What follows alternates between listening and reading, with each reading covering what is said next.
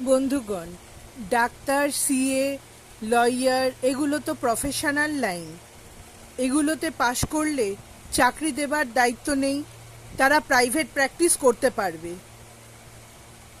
Government দেশে চাকরিও দিতে পারছে না লোককে, আবার বেশি করে ডাক্তারও বানাতে পারছে না, জয়েন্ট দিয়ে তাকে আটকে রাখা হচ্ছে যাতে সেদিকে বেশি করে লোকে যেতে না পারে। তার জন্য জয়েন্ট ইত্যাদি বিভিন্ন রকম পরীক্ষা দেয়া আছে যাতে সবাই তাতে চান্সই না পায়। কেন?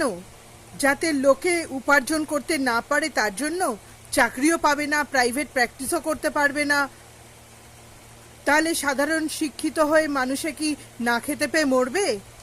তাই আমার দেশ মনে হয় স্বাধীন দেশে যে কোনো লাইনে মানুষের পড়ার অধিকার এবং সুযোগ সুবিধে থাকা উচিত।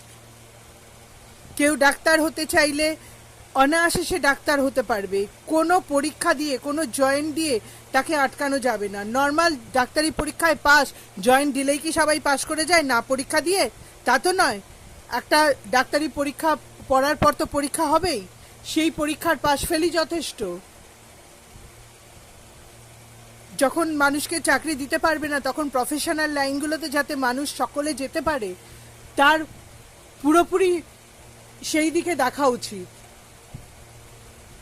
জানি না আমার সাথে আপনারা একমত কিনা, যাতে মানুষের লাইন চুজ করতেও পুরোপুরি স্বাধীনতা থাকে। স্বাধীন দেশের কোথাও কোনো যেন স্বাধীনতাকে খর্ব করা না হয়।